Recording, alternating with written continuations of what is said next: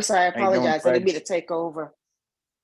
Yeah, I apologize. I'm sorry, but this is actually something that's on the agenda. I just at least want to make sure that we're able to go through. First of all, thank you for joining us this evening and appreciate it. We'll have a little bit of discussion on that as we get further into the agenda.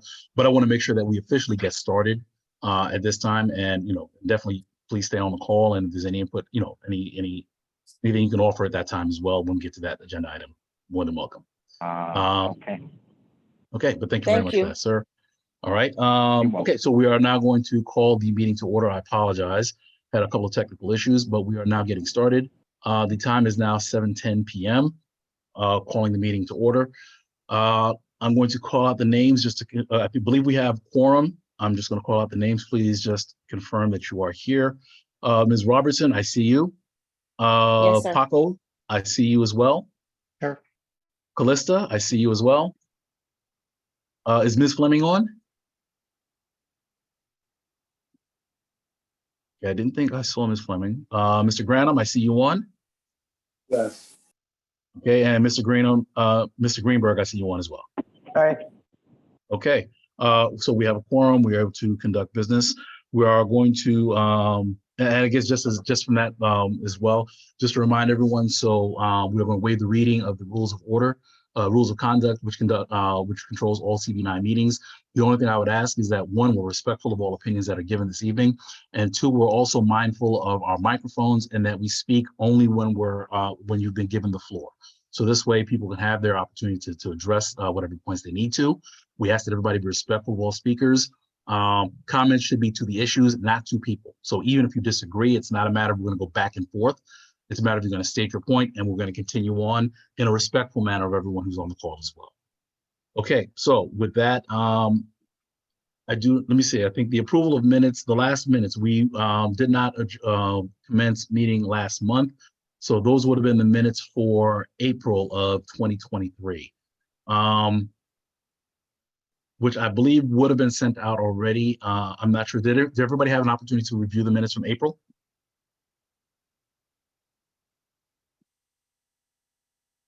Or if not, we can move past this item if everyone hasn't had an opportunity, they don't have them handy.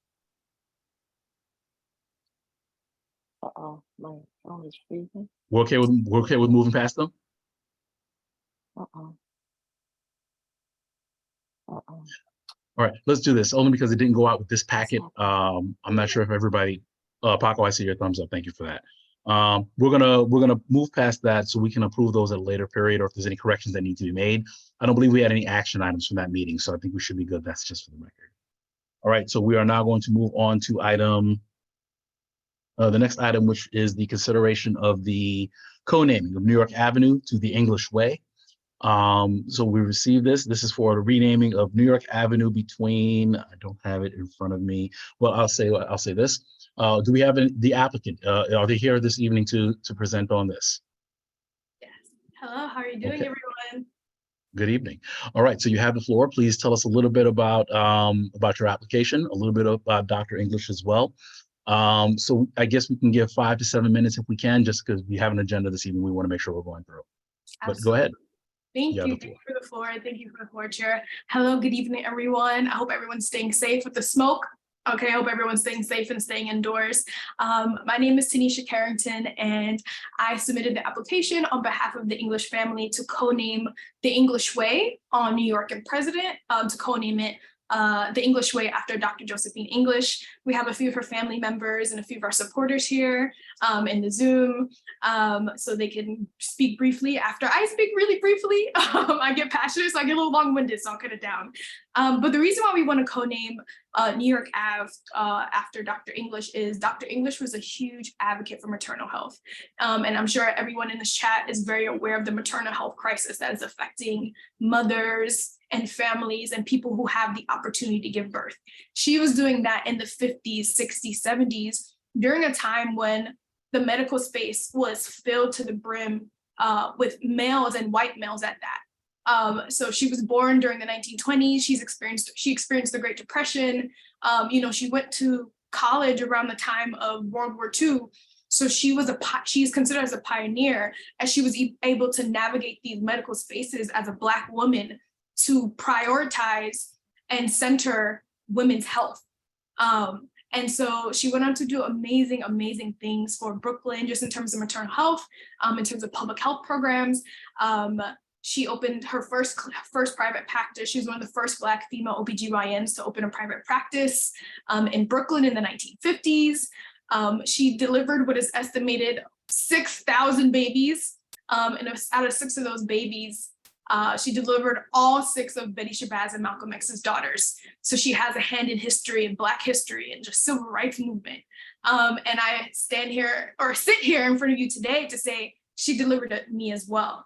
And so I am currently using my tools as a filmmaker to develop a documentary about her life, because for someone who I met for like 2 seconds, she has touched my life with her story and just the work that she's done. I've never really fully met her face to face, but her story truly, truly impacted me, as she was a huge community care builder. She provided so much care for Brooklyn. She established the Paul Robeson Theater, which is landmarked in Fort Greene.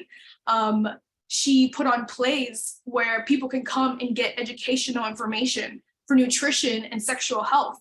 Because throughout 50s, 60s, 70s, and 80s in Brooklyn, a lot of families didn't have access to quality healthcare or health insurance. So she made sure that when people came in these spaces, they were able to expand their mind with the arts, but they were also able to learn about their bodies, how to take care of themselves. Because when you take care of the community members, you take care of the community. She was a huge advocate of her philosophy was Ubuntu. I am because we are. And I feel as though as community members, that is a philosophy we should continue to take throughout Brooklyn, because we are each other, and every decision that we make truly, truly impacts each other. And so I would really love to hand it over to Joanne English, so she can speak to more of the legacy of her family overall, because Dr. English did great things herself, but she comes from a family of greatness. And so I'd love for Joanne English Rollason to speak. This is Dr. English's niece. Dr. English's son is here today. His name is Barry Shepard.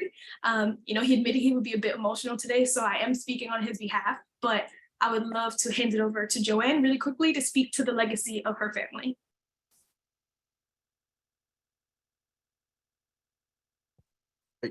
Well, I'm sorry, you're on mute. Yeah, I'm And let me get. Okay, can you hear me? Good. Okay, hi, good evening. I'm Joanne English Rollison. Dr. English was my aunt. She's the sibling of my father. My father was Whitty English, and he was a big real estate tycoon in Jersey, and she was a big tycoon in New York. I'm blessed to be part of such a rich legacy, as she was one of the first Black gynecologists in New York. She lived on President Street. I remember coming over and playing at a very early age. She also delivered me. I was born in Brooklyn, and I was brought right over to New Jersey. Dr. English had 2 other sisters and my father.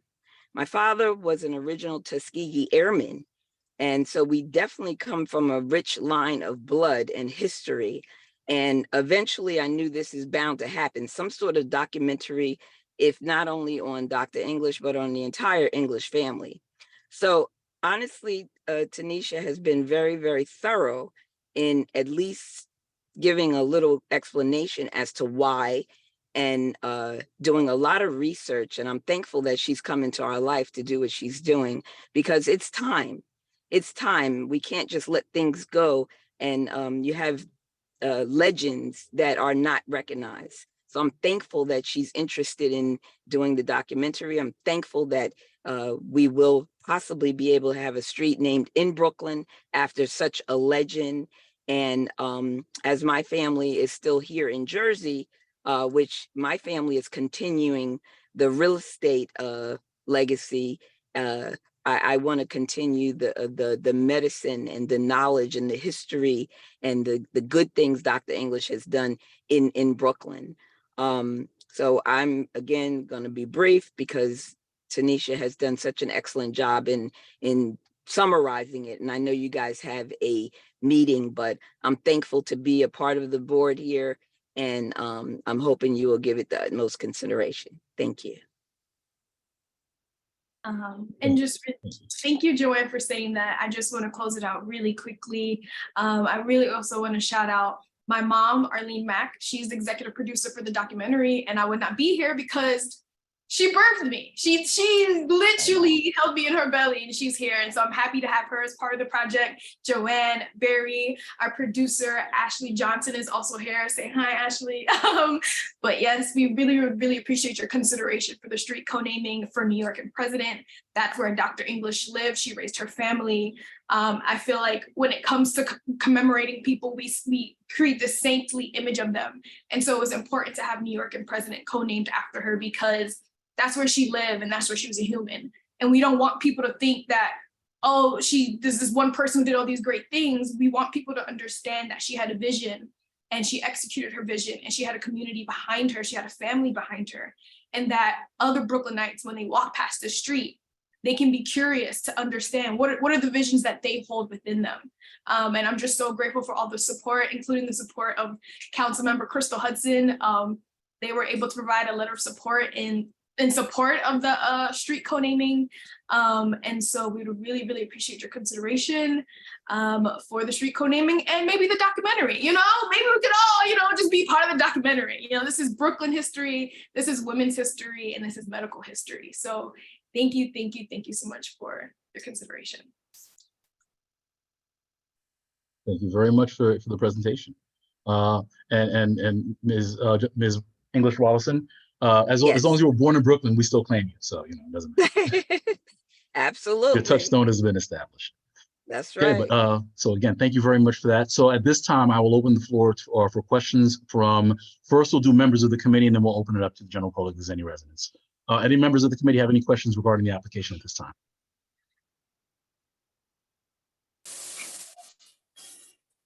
I don't have a question, Fred, but I do believe that I may be one of the 6,000. Dr. English was my mother's OBGYN.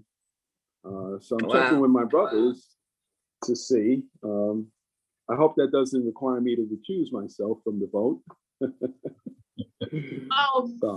I would love to get in contact with you. We're looking for participants, and I don't know if this is something the community board can help with as well, like getting a call out there. We're looking for the people that she delivered to come together as we build awareness around her story. So please, I don't know how you can have my information, but my name is Tanisha Carrington. My email is TENISHACARRINGTON11@gmail. So I don't know if there's any way you could pass on my information to Jeff Grenham by any way. Absolutely. So if you can give us, just make sure everything, all your information about this, if you can give that to us, we can work with the district office to see if there's any way we can push that. We have an e-blast that we send out to the entire district. So perhaps there's something we can do in terms of if anybody has any information about that or knows people who are, That would be so perfect. Okay, thank you. Okay, I'm on mute. All right. Are there any of the members who have questions? Any members of the Transportation Committee? Paco, I see you. Just how far along is the documentary?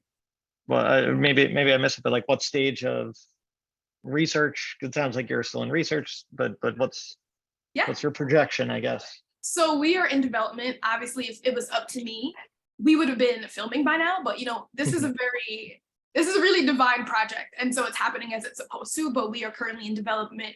And our next step is fundraising. We actually are going to do fundraising, and we're looking to actually do an event with Restoration, hosting a gala. So maybe the community can come through and help support the project, really grassroots type of movement. But to answer your question, we are in development and we are heading into fundraising. So I appreciate your question. I was just thinking timeline wise, potentially if this goes through, be sure to get footage of the sign going up. It's a beautiful ending to the documentary, or just one part of the way. Are you trying to join the team? What's up? Like, what's going on? Like, it sounds like, listen, my information will be in the email. This is a community project. So we are taking insight and suggestions. And I think that's a beautiful suggestion. So. Great, love it. Cool. Are there any other questions from the board, from the committee members? Any committee members who have questions? Okay, seeing none, we'll open it up. Are there any residents, visitors who have any questions regarding this application?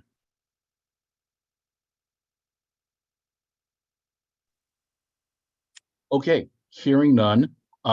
So at this time, I think the committee, I will entertain a motion to approve the application and to move forward to the general board for consideration. Do I have a motion? I, Felice Robinson, give a motion. Moved by Felice Robertson. Do I have a second? Yes, I second it. I have a second by Mr. Jeff Granum, also known as number 6, that was the 4995 or something like that, Something like that. essentially. Oh, that's funny.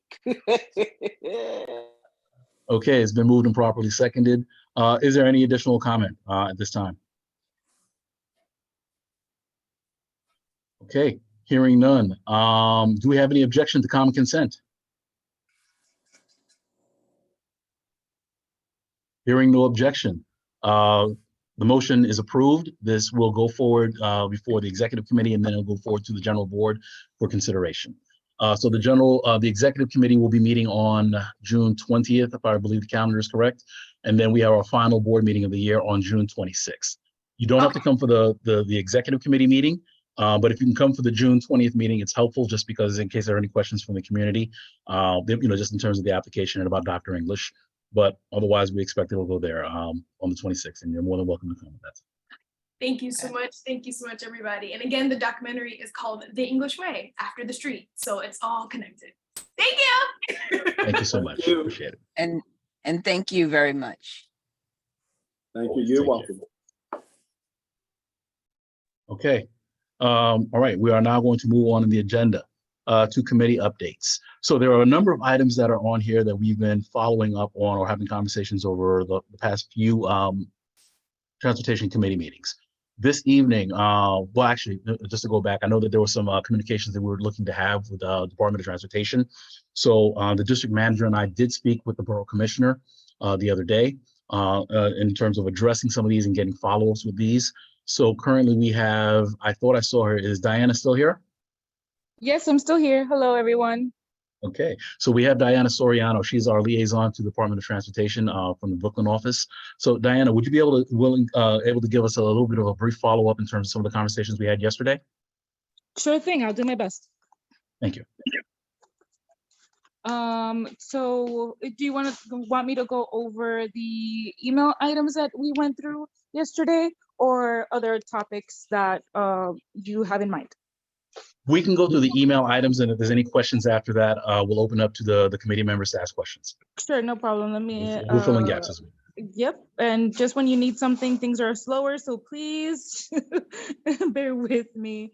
My goodness, pulling it up. So I apologize for the delay, y'all. I remember that one of the agenda items while I look is about the city bike study within the district. I definitely did share that information with our bike unit, and I always stress we want to know exactly which midpoints people are concerned about. I know there's a lot of bike lanes and a lot of them are still disconnected. The city does make its best efforts to connect these lanes together. So wherever you see gaps, 311, CB9, they're the ones who have, our number on speed dial that we can continue having a conversation with. But I have mentioned to our bike lane unit that there is some interest in a district-wide bike lane. So it's received, and hopefully I'll provide some next steps in the next couple of months of what that looks like.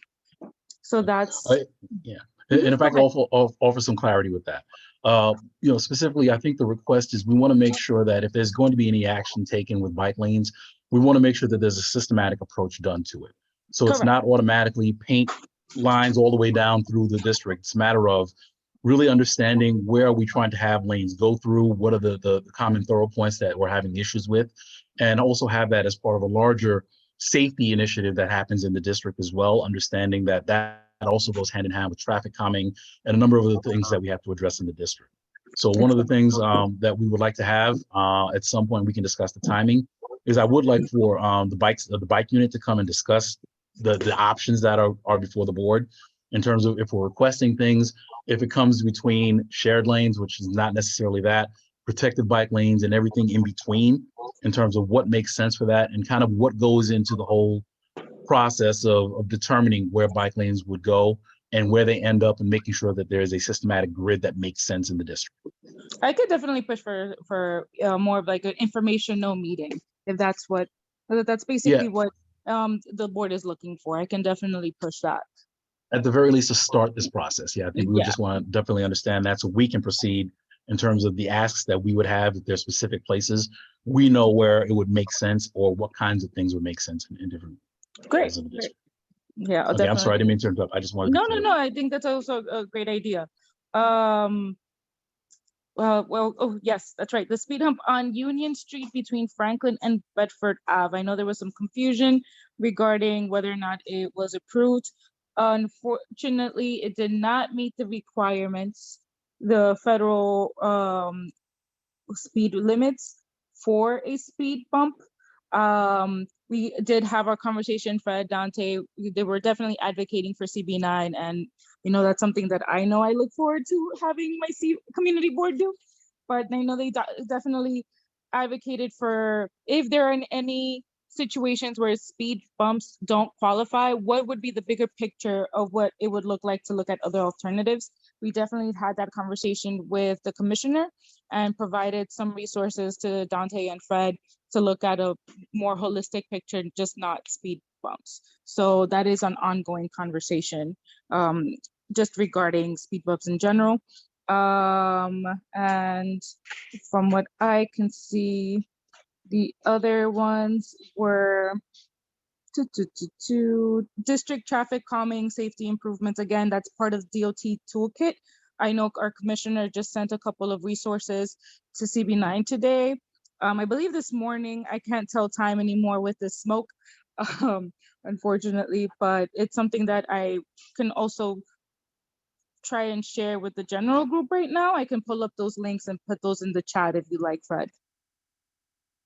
We don't have the chat, but if you could send that to the district office, we can make sure we forward that over. Okay, great, we'll do that. And regarding the Flatbush Avenue corridor, it was a conversation about, where there might be worries of, certain implementations without community feedback.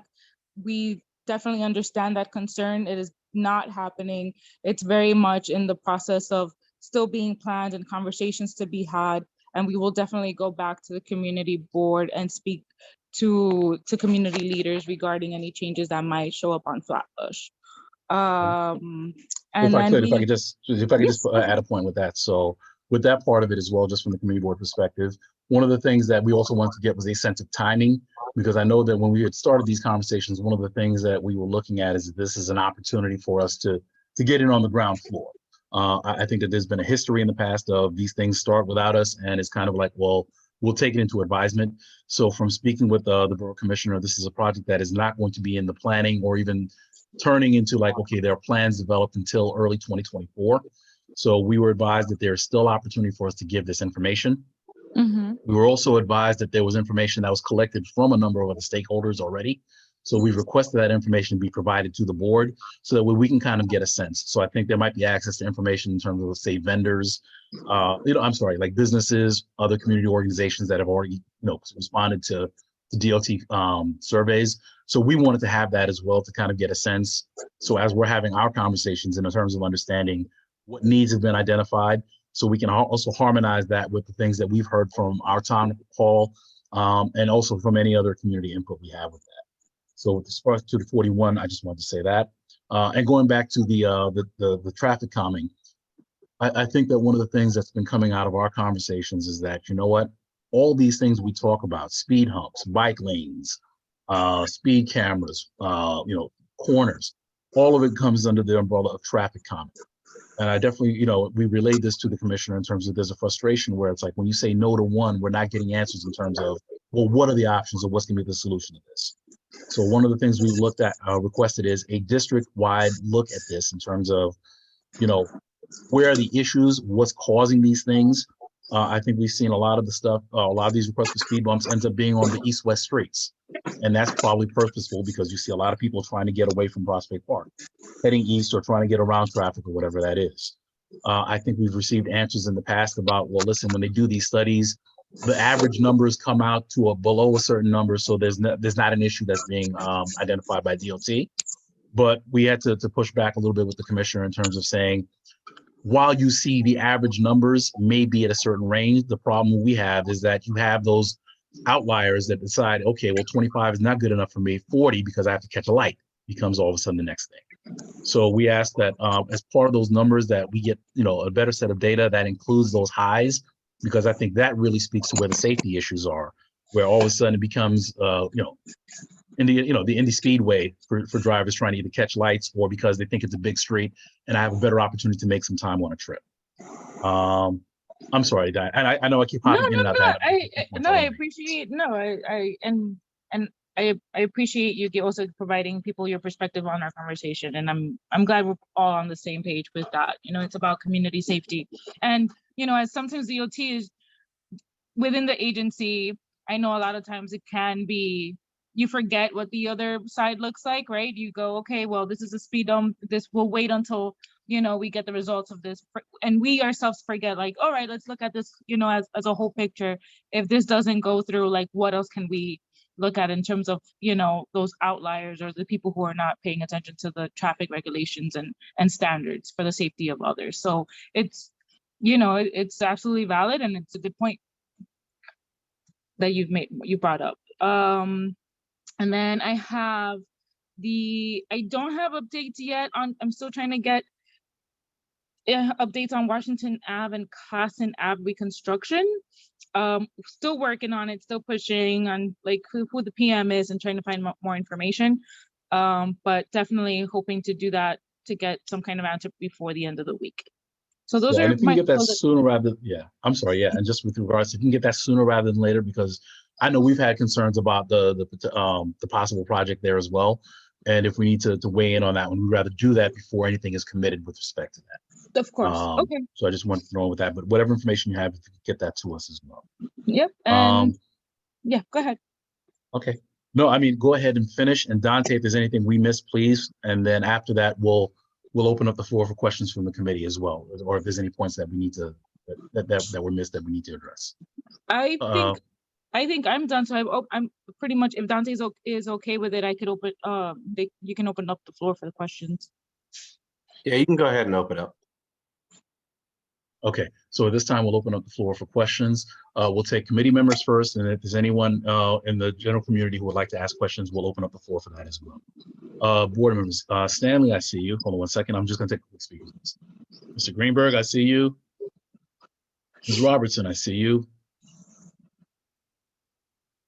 Anyone else? So Abraham, I see you. Anyone else? All right, we'll start with that, and if anyone else wants to raise their hand, we can add some speakers. Mr. Greenberg, go ahead. Thanks, Fred. We are pretty much where we were last May.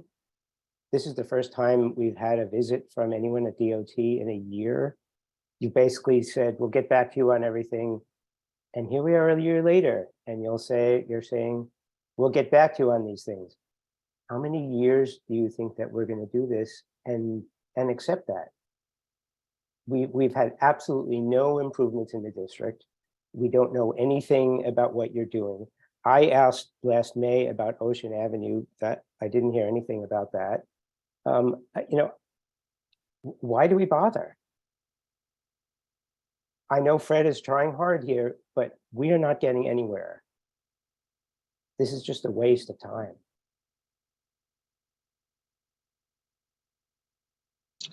I can understand the frustration of how long things can take. The standard traffic signal study takes about 6 months.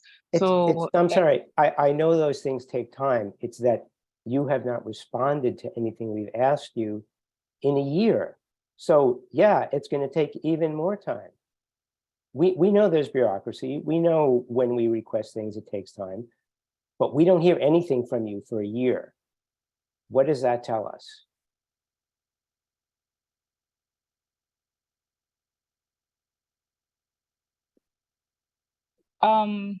We still, at this point, the Brooklyn Borough Commissioner's Office has been working on the relationship with Community Born 9. And we will continue to do so, and we'll continue to do our best. And just to follow up on that, this is exactly a part of the conversation we had with the Borough Commission in terms of, you know, and especially like even over things such as speed humps. One, it's a long time and we understand that, but the answer should never be at the end. Oh, by the way, okay, no speed hump, and everything stays the same way it does. So that's part of the reason why we're looking at this new way of looking at this in terms of it's not about a speed hump anymore. It's about there is a traffic condition that has been identified, a safety issue that has been identified. And there should be a solution provided, not just a response to a speed hump or rumble strip or whatever it is, but a solution provided to a problem that's done. So that is the way that we're trying to get them to look at this. Just also as a part of that as well. So we did request that the commissioner come this evening. Unfortunately, that came too late. He wasn't able to come, but he's committed to come back to us in September or October. So he's going to address us directly and address these agenda items as well. And we're going to be working over the summer and, you know, over the next few months. So this is not a conversation that stops for 2 months. The idea being we need the data, we need more commitments, we need a better way of doing this, because obviously, to your point, the answers just come way too slow. It doesn't make sense. And we're right back where we are a year ago because nothing has moved. Even if you get back, I mean, obviously we brought up the lack of response on some of these, to which DOT owned up to that. But then even beyond that, it should never be the end of the answer where it's like, well, we can't do anything, because there should be more things that can be done to address these issues. Okay, Ms. Robertson. Okay. DOT. There is a disconnect, as my fellow members are saying here. One point is that I ride the bus a lot, or my means of transportation to go to work. And there on Flatbush, Grand Army Plaza Junction, I don't know who designed that point of entry, but the bus, the way it turns out, it almost collides with the oncoming traffic and also the traffic that turns along with the bus. There was an accident with the buses already. Do you deal with that? I just want to make absolutely clear in your concern. Did the bus redirect, or is it just? Well, it has to actually extend itself outward to avoid that extended curve or extended walkway. I don't know who designed it, but it's not a good design. And we already had accidents there with the buses. Would you mind sharing the intersection again? It's by Grand Army Plaza, Flatbush. They're on the corner where Prospect Park is, that bell. And if you take a look, you'll see all the scrape marks, you know, and I'm sure if you go to the police department, you'll see all the accidents that took place there too. I would think this would be more of a DOT MTA conversation, but I'll definitely bring it up to my colleagues as well and MTA. Okay, I appreciate that. One other thing, you deal with the bikes, bringing the bikes here on certain blocks. You deal with the cycling. Am I correct? You mean the bike lanes or city bike?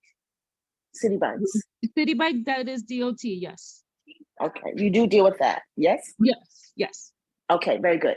Okay, so my last question I would like to ask, is there any way that we can get these bikes insured, or the bikers that ride them, for the reason that I had a collision with my car. I had stopped at a red light. The bike ran into a city bike, ran into my car. Thank God it didn't dent my car. But he just took off. You know, that leaves me responsible if there was a dent on my car. So I find that these cyclers are irresponsible. There should be a means in a way that they have a license, there is connection, you know, and I will go further. My cousin had collided with one of the cyclers, and she had to get stitches in the back of her leg. He was nowhere to be found. So there's a lot of accidents that are occurring. And I'd say one other thing, in riding the bus, You have cyclists that go right in front of the bus. So they need to be taught how to ride and where to ride. Okay, so it's the way things are being done is not being shared equally, and it's not fair. Okay, it seems like the responsibility, and that seems it is, it's on us. I'm a driver, okay? I ride my bike too, and I enjoy doing my walks and my jogging as well. But I am considerate of others. But this is not the design that they have made for everyone. And I believe that the cyclists, the bicycles, the city bikes, the people should be insured. I do completely agree with you. Everyone should respect the laws of the traffic, right? And for there to not be any accidents, people just overall blanket statement should abide by the rules of the road. So I definitely agree with you. No matter who's the driver, biker, anyone, the moment you're sharing a road, law should be complied with. Regards to the insurance of it, this is the first time I hear of an idea. I can't say it's a bad one, but that's a policy decision. What you gave me would be something to bring up to a city council member regarding like a policy or law change, and seeing if bikers would insure themselves. And I'm not sure how that would go with cyclists, not trying to take sides here. I would just wonder what the practicality of that would be the practicality would be that I would not be solely responsible for them colliding into my car. And as a driver, I can empathize. I drive. I'm one of the few who I never learned how to ride a bike.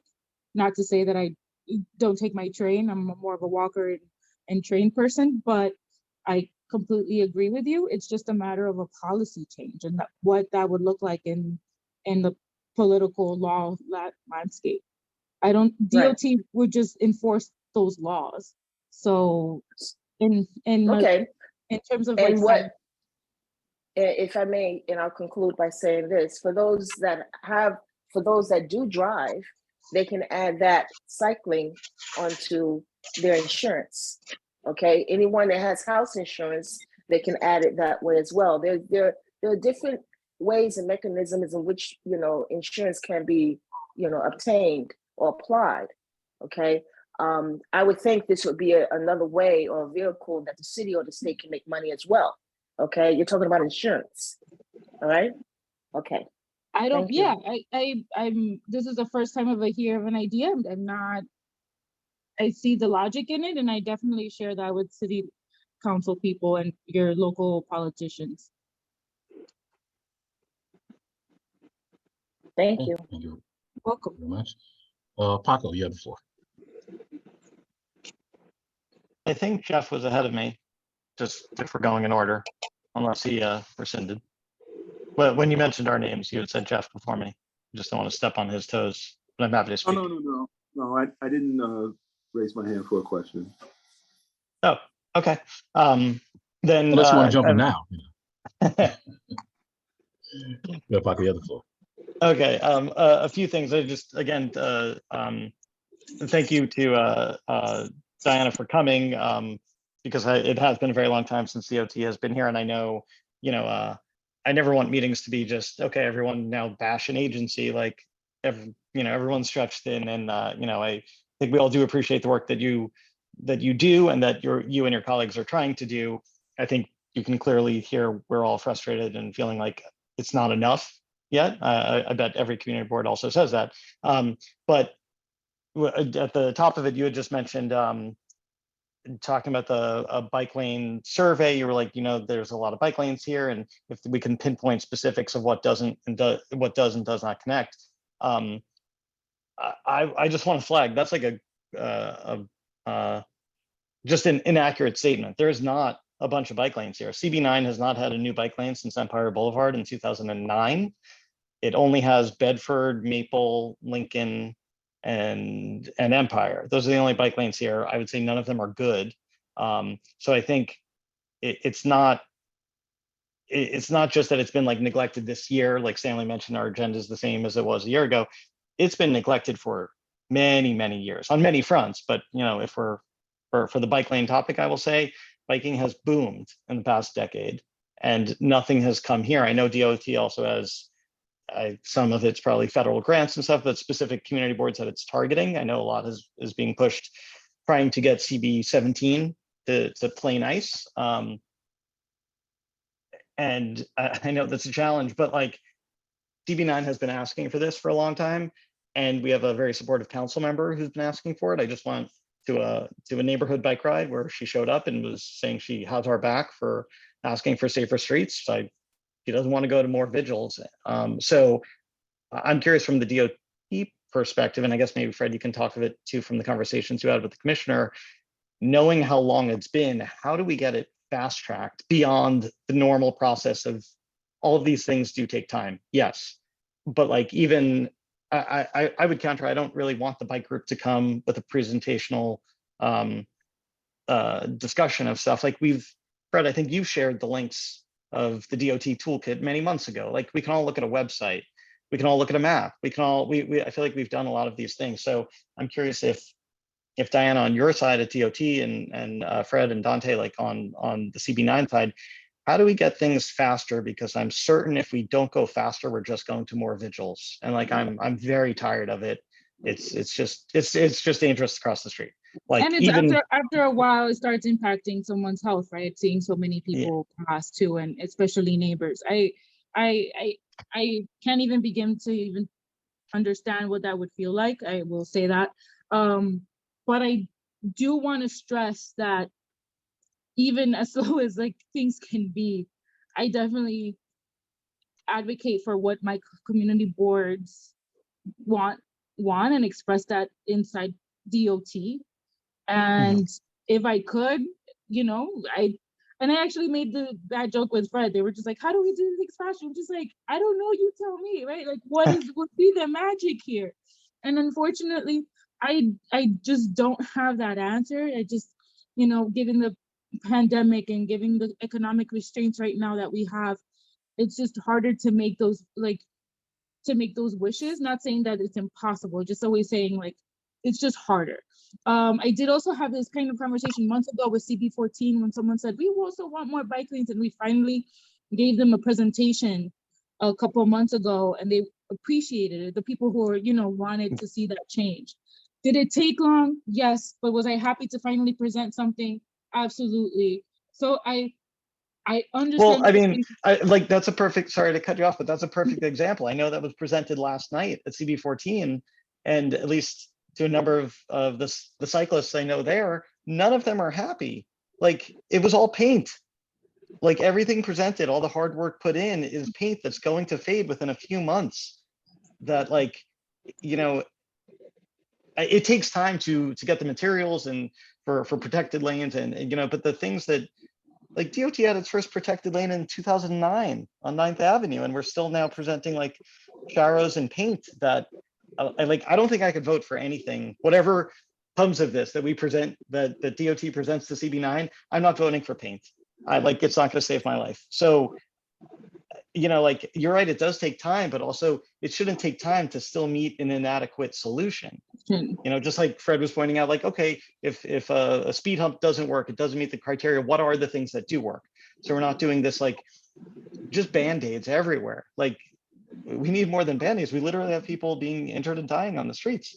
I think this year, thankfully, CB9 has not seen a fatality, but I know it's seen a few hundred injuries of pedestrians, drivers, cyclists, and everybody that like, I just want to push CB9, my colleagues here, and DOT and everyone there. Like, we have to go so much bigger and bolder, like just for our own health immediately, for climate change, the sky's on fire right now, like all these things we're just doing so little. So that's why I want to think of like, okay, let's talk creatively. What are the quicker ways that we can get anything done? Because otherwise we're going to run out of time.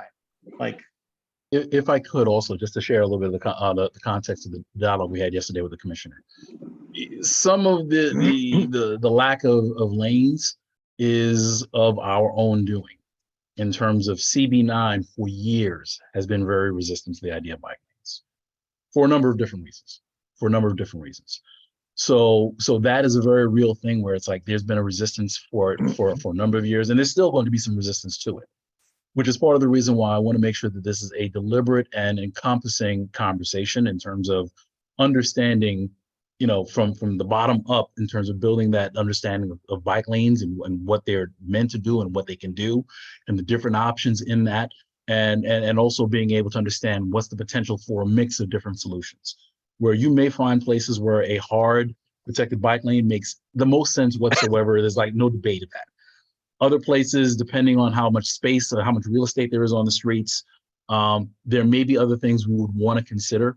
And again, I put that all in the whole idea, the whole conversation of traffic calming, in terms of, when you have cars trying to beat lights and all this other nonsense that everybody's doing, yeah, it puts people's lives in danger because everybody's paying attention to everything else but making sure that everybody's safe on the road.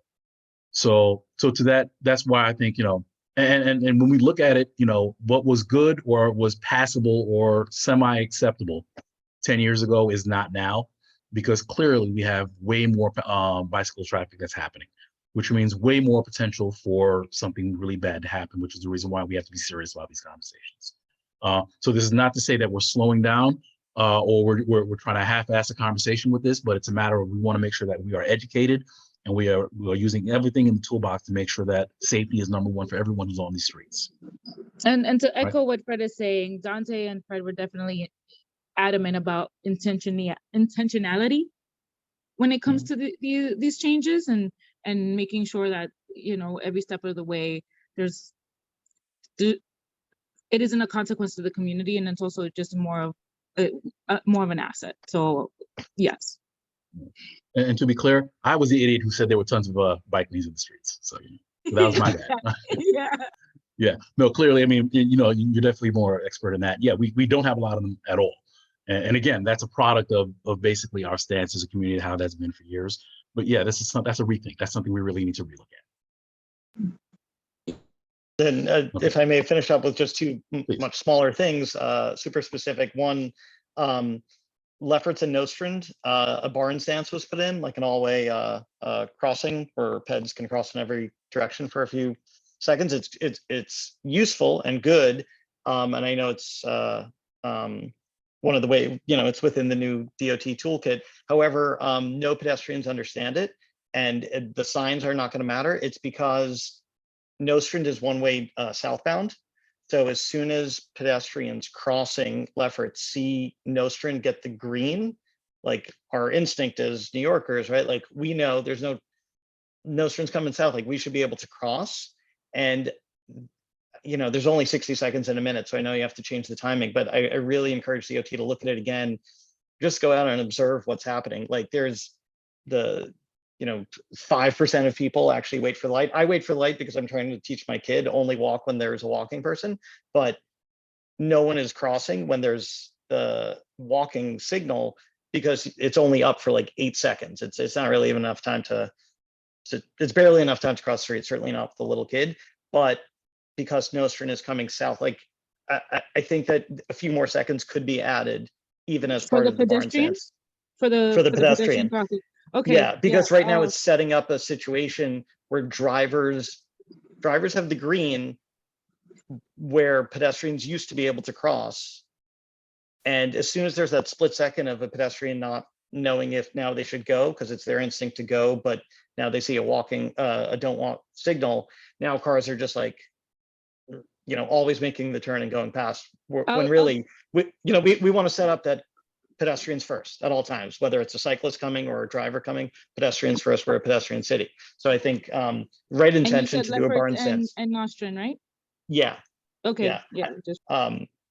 So yeah, I think that should be looked at. Also, they just put in the audible push button signals on all 4 corners. 2 of them you can hear, 2 of them are actually inaudible. It's like barely a whisper.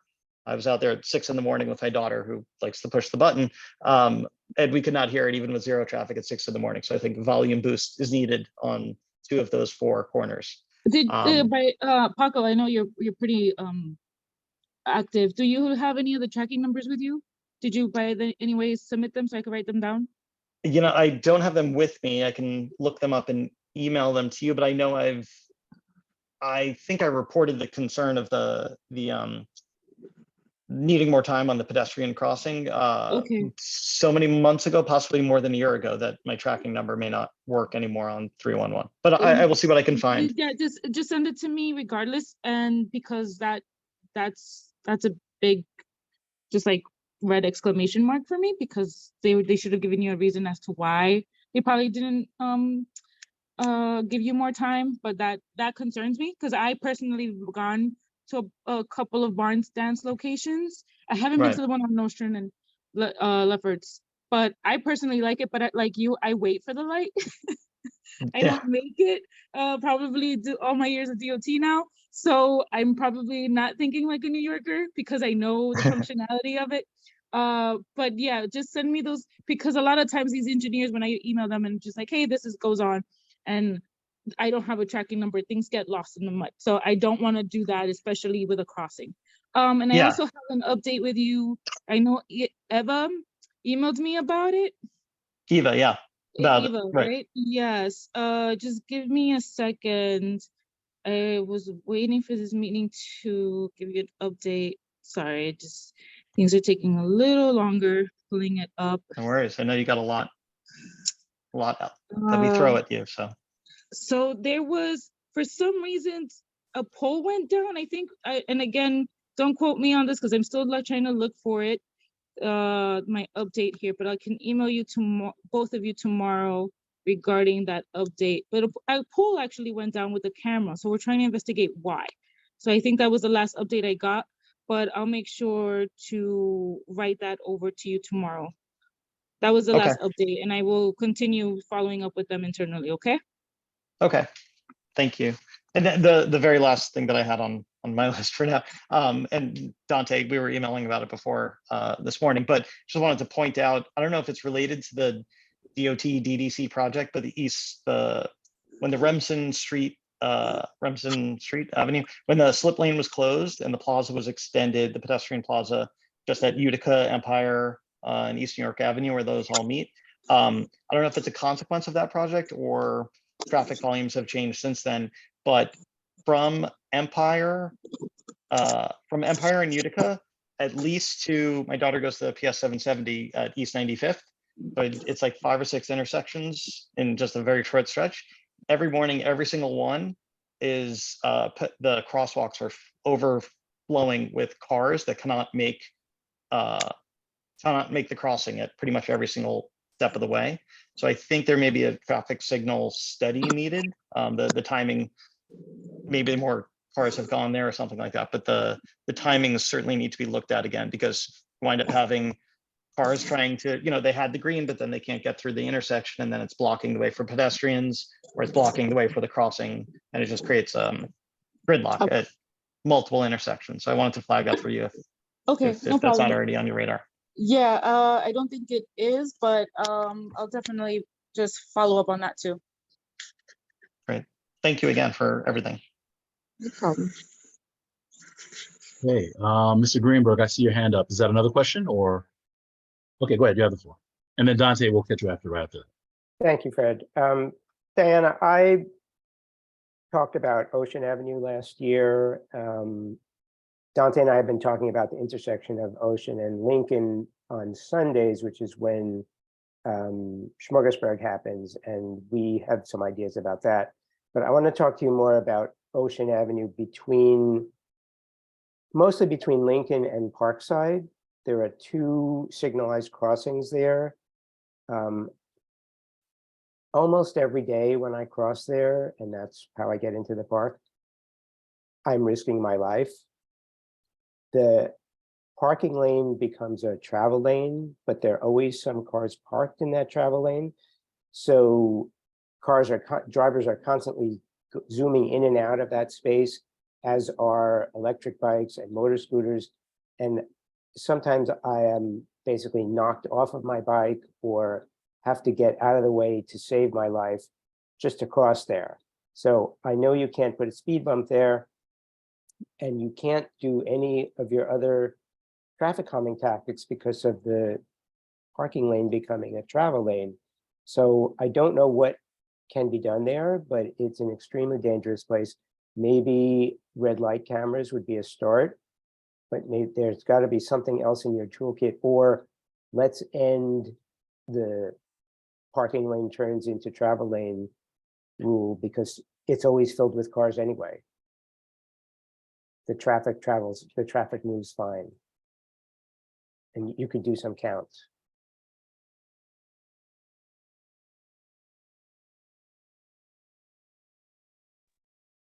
Diane, are you still there? Did you hear? Yep, I just got back on. I got booted off. Internet was unstable. I just only heard Ocean Ave and Lincoln Parkside. Okay, The I'll say signalized it again. crossing. There are 2 signalized crossings on Ocean Avenue. I have to tell you, I have been saying this for 2 years now. Okay, I'm going to say it again. There are 2 signalized crossings. The drivers don't care if there's a red light. They just go through. There's no risk to them of getting hit by another car. The worst that could happen is they run over a pedestrian. I've watched them run over dogs. A pedestrian or a bicyclist will be next. You have nothing in your toolkit to stop them because the parking lane becomes a travel lane during rush hour. So you can't put up any kind of barriers, anything that slows anyone down. So maybe it's time to get rid of the parking lane turning into a travel lane because there are cars parked in it every rush hour anyway. So it doesn't really achieve what it's supposed to achieve, and the traffic moves just fine.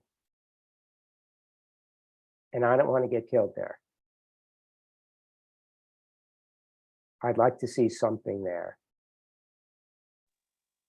I can review the location. I'm not sure what the Ocean Avenue between Parkside Avenue and Lincoln Road. I'll also mention that the crosswalks at those 2 crossings are often filled with cars or delivery trucks. We could use delivery zones for sure, but that's like the tiniest little step there. I'm happy to take you out and you can see what happens. But you know, there was a big parks effort several years ago called Parks Without Borders. The idea was to open up parks so that people could get into them more. Well, we have a wall on Ocean Avenue and it's made of cars and trucks, and you can't cross there to get into the park. as I stated, I can go back on what the engineers stated after they looked at Ocean Ave and Lincoln, and get back to Dante and Fred on what the results are and what, if any, possible steps are next. Yeah, I think it's important that we consider that, and like I think this is you hear the theme recurring. There needs to be some kind of traffic calming that happens with these, and there's a number of these trouble spots. I'm not surprised hearing about Ocean because that's that part that goes directly into Parkside, which will run you into the major thoroughfares. Right. So that's going to be definitely a problem. There's a no U-turn sign across the street from my house. There have to be 100 U-turns every morning. Well, because everyone knows better than anything else. There's no one there to enforce it. So there's no one there to enforce it. And it's wide enough that it's easy to do in the crosswalk. So that's one of the things. But if we can make sure we put that down as one of the areas, Diana, we definitely want to make sure we're looking at that because Ocean, it is. That whole part. Dante, I'm sorry, I know you had your hand up for a while. No problem. Yeah, I just wanted to briefly say that, I think Paco had raised some good points. I think staffing agencies, would help, DOT, follow the legislation. And so, when you have massive vacancies in large city agencies, it's hard for them to fulfill, these orders. And so, I think it's also incumbent upon us as a community board, to start thinking about things. I mean, I would say the tangible of things. So something I asked the commissioner yesterday was, how many speed bumps requests do we have, in the district, right? Can we get a finite number on how much it costs to do these things, right? We need from DOT, it cost, I don't know, 200 million. to install these things, right? Then we know what we need to be advocating for from certain elected officials, right? Like we can work together, they can accomplish their agenda as an agency, and we can also obviously accomplish our mission as a community board and working in tandem with local elected officials. So, it's something that I did ask of the agency is to get us numbers like that, so we can see the big picture too. Like we're not in DOT, so we don't have that information readily accessible. So it's important for us as agencies to share information. We're working in tandem together to fulfill both the board's missions and initiatives by the city. So I just wanted to throw that in there. Thank you very much for that, Dante. I see Mr. Almanor's hand up, but we're going to ignore him. Anyone else? Go ahead, Mr. Almanor, you have the floor, sir. And Ms. Westerdahl will recognize you right after that. Fred, you are so funny. Yes, good evening, everyone. Good evening. I have a couple of questions. One question is that there's a new triangle that's at the corner of Empire. I think it's called a Russell D. Ramsey triangle. I was in a tour. Can you, sorry, I'm just trying to keep track of the locations. Empire and what was the other?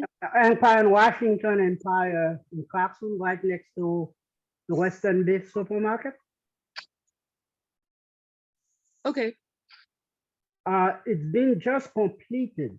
I thought it belongs to Parks. Last Wednesday, when I saw the Borough Park Commissioner say it belonged to DOT. I wanted to know what kind of amenities or what kind of things going to happen to that triangle. Right now, it's just a blank space with a few trees.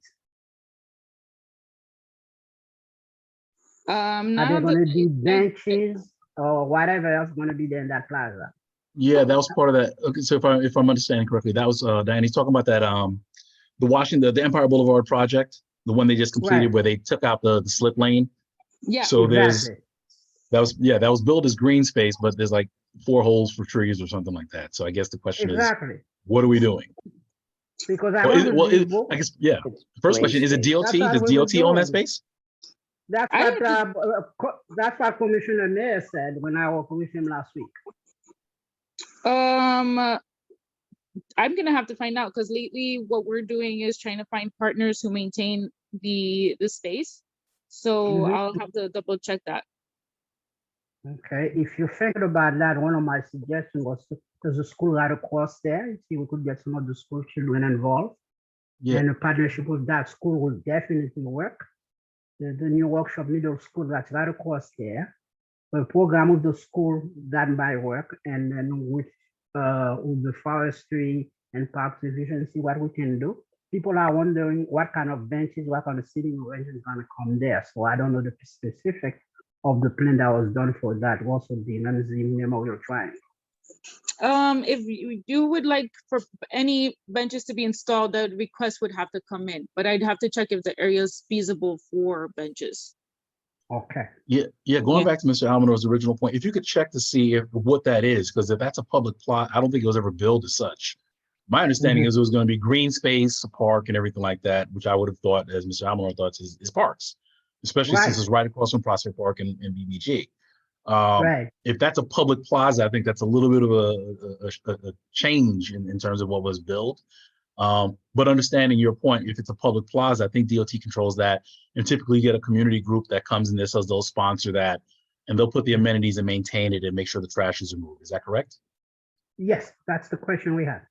Correct. Okay, so yeah, if you could clarify that, if you can get a clarification for us, what is it? So that way we know exactly who the party is, and so that way we can engage in that level. So if it's a matter of Mr. Almanor has the community groups that he has in mind, we'll proceed with that. If this is something that Parks takes care of, okay.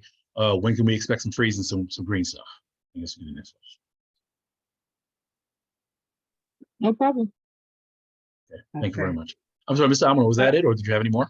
No, I have one more question. The question is the stretch from Ocean Avenue to Flatbush on Parkside. I mean, I know the traffic is always tremendous. Somebody made a suggestion that traffic parking will be restricted, let's say from 7 to 10 and from 4 to 7 to allow the flow of traffic, because that traffic can be tremendous. Is that possibility that can happen? I know there's a big supermarket there. There's usually a lot of delivery, but this is something I think that would help to resolve the traffic. I used to use that stretch to go to work in the morning. It used to be crazy. Going west and in the afternoon coming east, it's traffic is tremendous. If parking was, if all the car were moved during the stretch, I think in some street they do that. They say no parking from 7 to 10 or from 4 to 7. Is that possible? That can happen into that stretch. And toward the end of that, and I think the corner of Parkside and Flatbush need a camera. Corner of Direct, Parkside. what's the Parkside other? and Flatbush. And Flatbush. And And it's having also the same directional, problems? yes, because a lot of accidents happening there. A lot of people are hitting each other over there, and maybe some hours into the lights. So these are some of the suggestions people have made to me. Okay. All right, I see a few more hands went up. So here's the order. Ms. Westerdahl, I know you had your hand up before, followed by Ms. Fissinger. I hope I got your name. Apologies if I messed up the last name. And Mr. Magnus.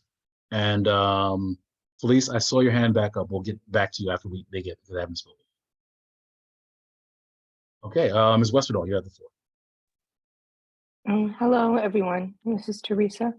I'm glad Nicola brought up my concern about that triangle, Washington Empire. That was a park, and now it's a big slab of concrete. And I was very disappointed with carbon neutrality and issues we have. That there was no bioswales, there was very limited trees. What was a decent sized park there. So it's just a big slab of concrete. And the way that it's set up and designed, people are going into the parking lot on Washington, into the Western Beef parking lot, and there's no blockade. Like somebody could drive right up into that park from that driveway. There's no barricade. There's nothing there to prevent that. And we want a park, we want trees. We have to deal with, the environmental changes, the rainwater. We're doing this all over the city, but in our district, we get a big slab of concrete in what was once parks and trees. So I'm disappointed about that. And I know that's DOT. Couple of other issues is I too want to talk about the area, like on Flatbush Ocean intersection, Empire Flatbush Ocean intersection, there's a bike lane, a protected bike lane, a very nice bike lane, double bike lane that comes up and down Flatbush.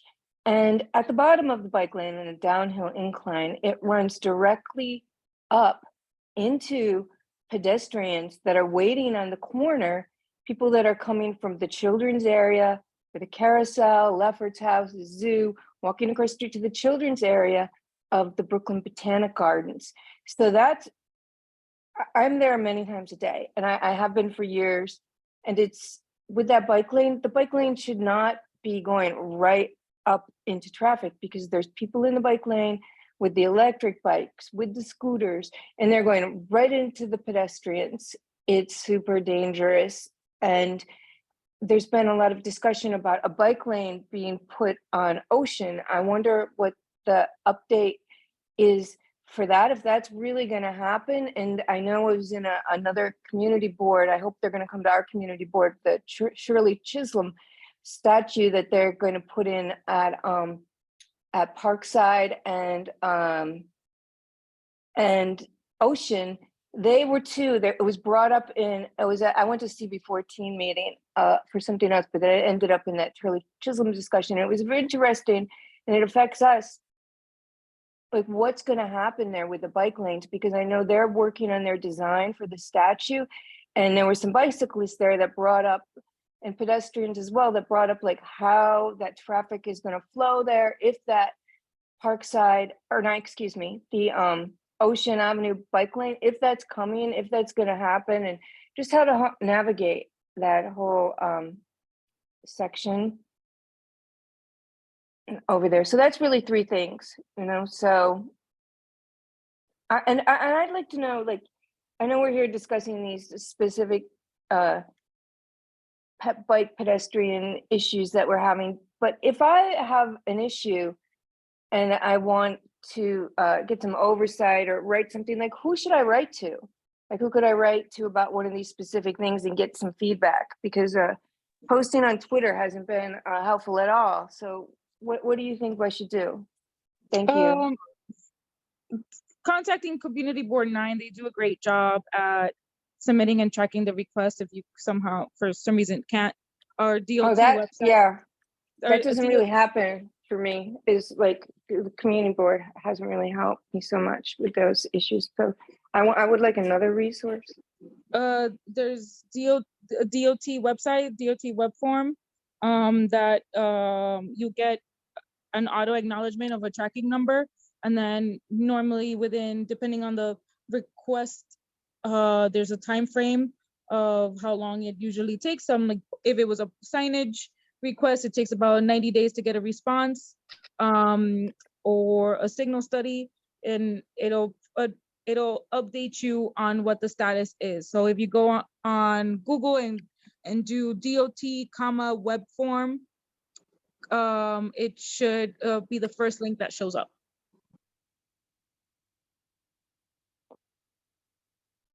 Like a 311 request, like similar, like I'd be able to. Exactly. Yeah.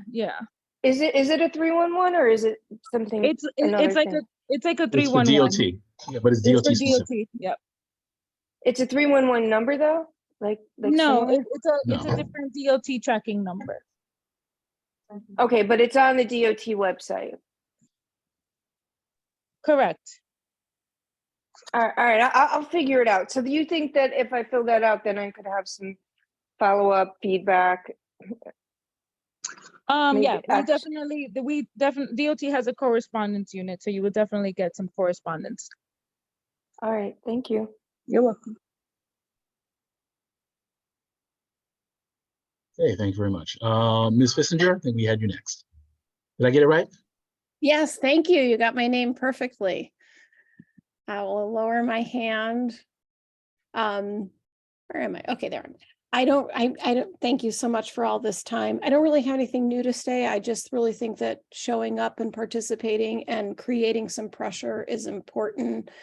We've been trying for years to get a speed bump or some sort of traffic calming. I appreciate that there's some alternatives on Lefferts 1 between Washington and Bedford.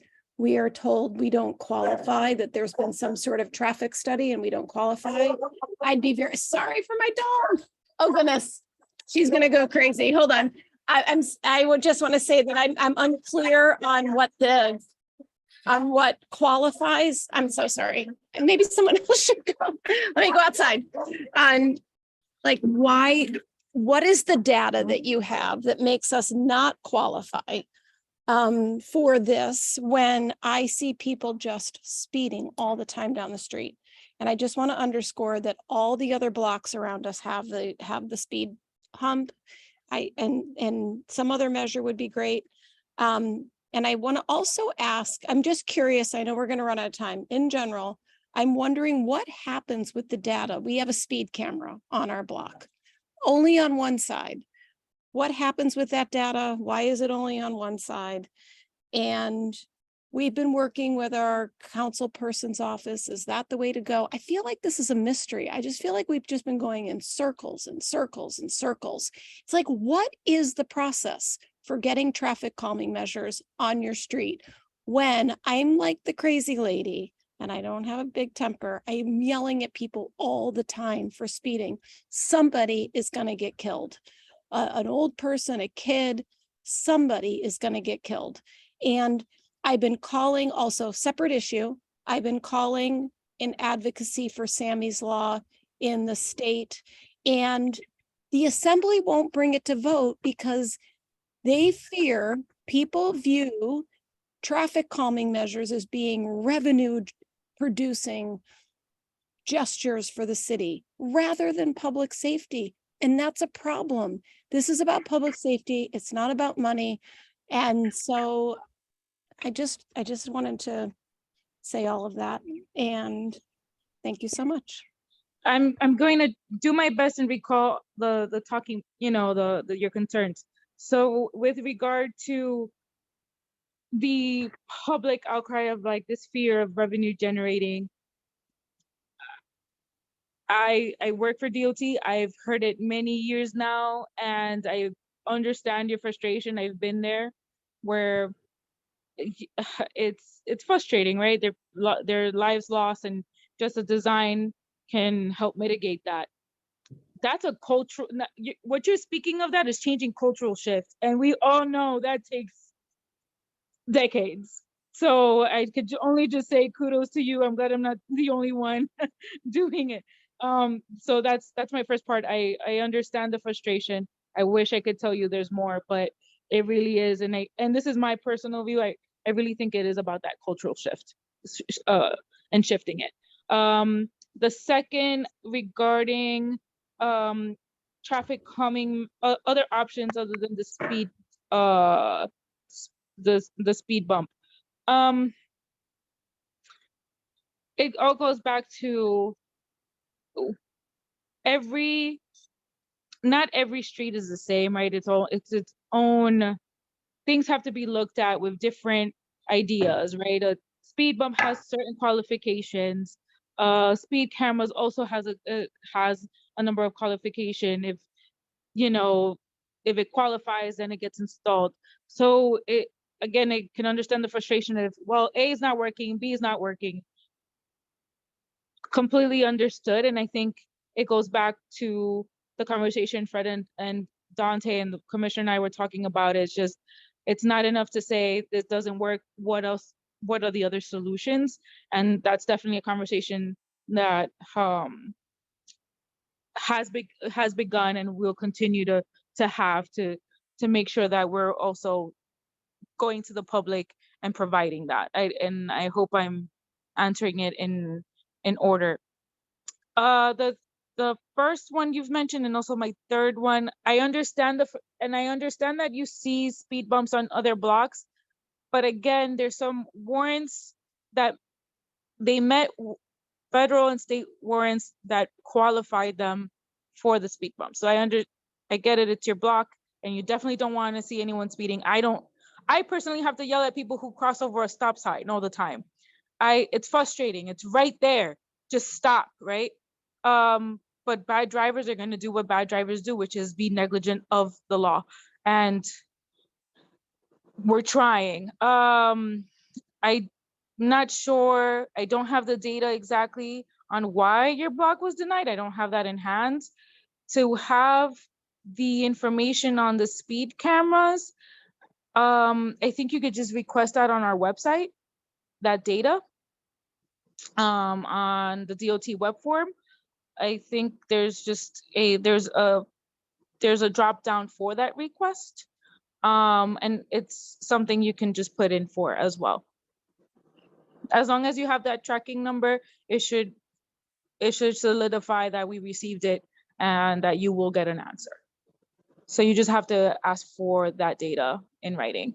Where is this tracking number? Is it on the speed camera? Once you submit the request for that data, so you go to the DOT web form. So you just Google DOT, web form. It should be the first link on the page. Okay. Just a couple of quick hits on that is, oh, I'm sorry. Oh, no. I just want to underscore that this all seems circular. Like if there was a process, like you had a website, this is how you do these things. We have just been running in circles, collecting petitions, signatures, and then we hear we don't qualify. And I just don't know what the criteria is and how you gather, not you, the Department of Transportation gathers that criteria. I don't know how it would happen and how in the world we wouldn't qualify. Every block in New York City should have traffic calming measures. What I suspect, and we talked about this a little bit earlier in the meeting, is that, I think the magic number is usually about 10 or 11 miles above what the posted speed limit is. So they look at what the average amount is above the speed limit. And I think what we can probably say is this: most people drive regularly. It's the people who are at the far end of it who all of a sudden think they're Mario Andretti and can do 50 miles an hour on there. Those are the ones we're really worried about. Right. So I think we want to get better data in terms of who's really hitting that high end, because that really tells you what's going on that. Most people are probably trying to do 25. But yeah, we're talking about, how many times do people try and really see if they're going to break a record? And I think that's really going to give us the information in terms of those are the problem spots where we need to look at more traffic calming. And it should be a larger conversation.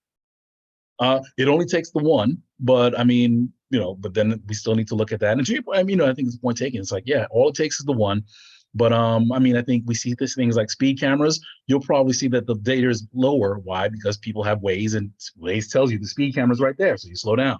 So it has the effect you want in terms of the it makes people think about it and slow down. But we want to look at all those things in the toolkit. So that's another conversation we'll be having, and we're looking at getting more data about that. And hopefully we'll be able to get that about your block, so that way we can see specifically what are they seeing, and we can speak to it as well. And I think it's one of those things we should get more complete answers as opposed to yes or no. So in other words, okay, you hit 10 out of 12 warrants, but it was because you didn't hit one and you didn't get it. And I'm like, that should be more of a conversation as opposed to an automatic no. But those are the conversations we're having and we're working through. But I do want to thank you for coming in here and expressing your thoughts about that. Appreciate this. All right, Mr. Magnus, we'll see you next, and then Ms. Robertson, and we're gonna have to close because we do need to move on. We have to. Yeah. Sorry, can you hear me? Yes. Wonderful. Yeah, thank you for coming and spending your time with us, Diana. I know on a day like today, we're screaming at the bureaucracy in the face of like an apocalypse. So I appreciate the tone. I'm gonna keep this quick. I wrote stuff down. Okay. First, it seems like accountability is sort of the word of the day. And one of the things that I think would be really helpful in engaging with this board is looking back at capital projects that have been completed in our district to sort of compare what's worked and what hasn't. For example, I would really like you and DOT to reevaluate the changes made on Eastern Parkway.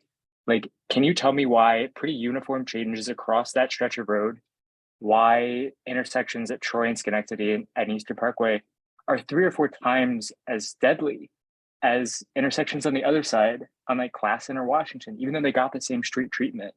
Maybe there's something else that needs to change. Maybe it's like a suburban, don't block the box, or like, why are there no bike markings on the South Promenade still? Like, it's been 5 years since this change happened. This is not a closed item and it shouldn't be just closed. Or another example of this is like that Washington triangle that people are bringing up. It's pretty easy to compare the presented plans with what's already there. And you can look at it and say, like, we're shortchanged 5 street trees, for example. Or, wow, that plan showed crosswalks and connectivity. But like, there's no crosswalks across Washington Street on Montgomery or Carroll or President still. Like, these are really vital and life-saving measures that we could be implementing. And they're just not there, even as the project is closed out and that box is checked. And I think another thing, as like, I am a city biker, especially on the weekends when the train service in Brooklyn is really bad. I love it, but I think some of it is a matter of perspective. When a bike is suddenly dipping in front of a bus, that's not because the biker is evil, that's because the bike lane has just ended abruptly. Or like that Flatbush and Empire, you ride into a sidewalk and it always feels weird and terrible to do that, but the alternative is you get hit by a car turning right. And then if you're trying to turn left, heading south, turning left onto Empire, there's no clear and safe way to do that. It really is like a failure of a system to create a network.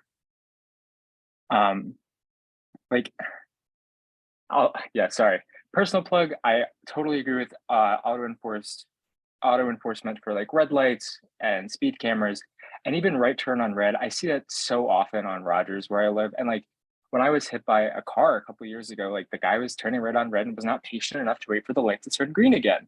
Like, these things are important and they matter.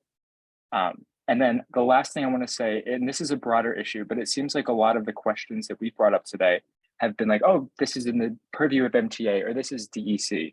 I would really, as somebody who is, I'm like 25, I have a lot of life left to live in New York City. I hope that the culture changes, but it's not just culture. You need to work better with other agencies. Like, my friend is now a planner in Chicago, and he said that recently the city just did like kind of basically ad hoc street design. so that like when you're repaving a street, you do kind of just an analysis to see if a bike lane or if the parking should shift to the other side of the street. Those really easy things that street design manuals need to be updated so that we can get a totally new street grid every 20 or 30 years. I think the average life of asphalt in New York City is like 27 years. So like, but before it gets like cut up and repaved or before DEP needs to put in a new sewer. I think that like these incremental measures, like they could be cultural, but it could just be a PDF of like better street, safer design principles. Anyway, thank you. That's my stuff. No, thank you. No, for the comments. I appreciate the comments and the suggestions. I really do. And it's funny when you say it's a matter of perspective, because my sister's a therapist and she will always tell you that. She's like, it's a matter of perspective. Are you putting your perspective in view? And it's so it was refreshing to hear your comments. But yes, I will take it back. Yeah. And my apologies about the reopen. I was nodding like that. I'm like, our streets probably need to get redone after every winter because of the way the potholes all of a sudden come in. No, but to echo that point, thank you very much for those comments. I think those are very useful as well. And you're right. I think we should, I don't want us as a committee and as a board, as a community to be afraid to rethink things. We shouldn't do things because that's all the way they've always been done. I think this is the opportunity for us to think big, think broad, and see what we can do in terms of doing things better. And that's one of the things I appreciate about this committee and in terms of the amount of knowledge that's here, and they're not afraid to say, no, let's think differently. And I appreciate this. Ms. Robertson, I know we have you, and then we're going to close out. Ms. Westall, I will see you a second time, but it has to be a very quick one because we have to continue. Ms. Robertson, go ahead. Okay, thank you. I just want to say I thank this young lady for coming out and listening to us, because we really appreciate it. And yes, you hear a lot of frustration because we've been enduring this for many years. As I've stated, my parents have been here since 1970. So the changes that I see today is vast. Okay, to say that it's a good one, it varies. Okay, in time you have changes of designs and in the houses, and we see all of this. Okay, we have to also keep in mind we're not Europe. Okay, Europe is designed a certain way, and I know that they want to bring some of that concept here in New York and especially Brooklyn. And I need to say this. Just a few things. One, I had asked for a camera on Washington between Sullivan and Montgomery. More of Montgomery because the bus stops there by the corner where we cross over to catch the bus. But instead, DOT put the camera further down where Sullivan is.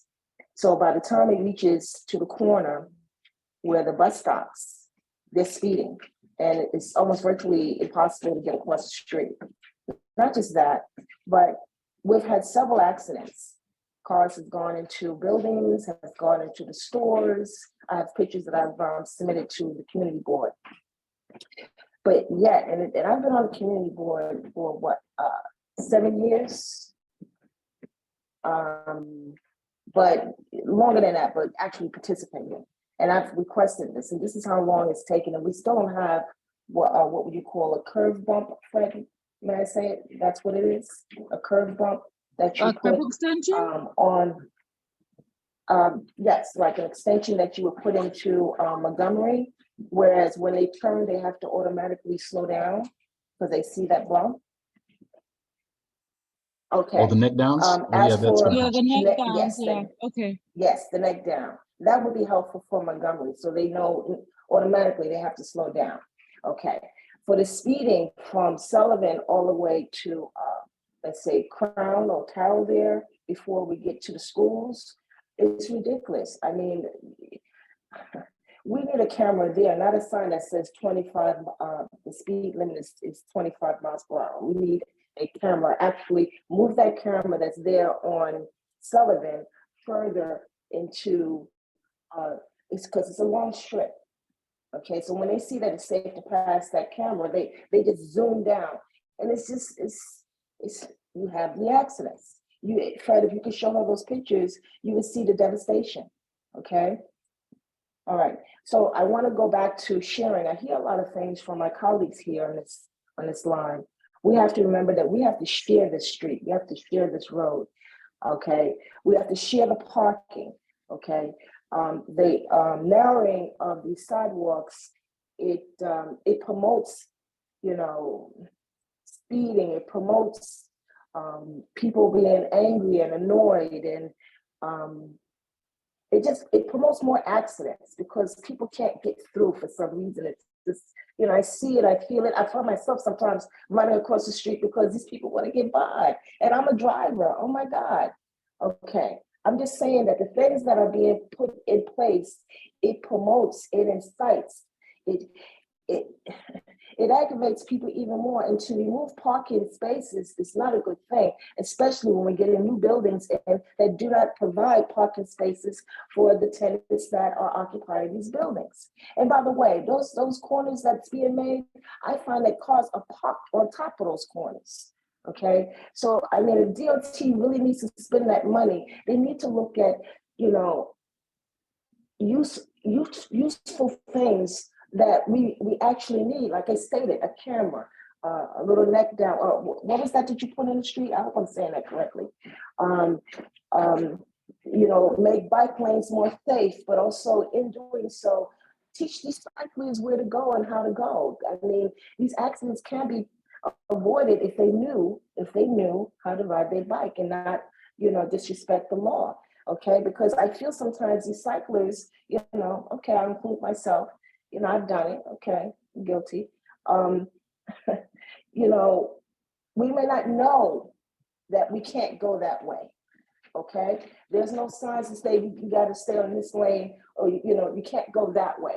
Okay, it's becoming so extremely dangerous for everyone. It's frightful. It really is. And that's with the neck down, with the narrowing of the streets, the cutting off that narrow strip there on Washington, you know, and Empire, where they had that was a nice artery or a lane for cars to drive by, even a parking space. But you know, they felt the need to remove it and put cement there. I do not understand.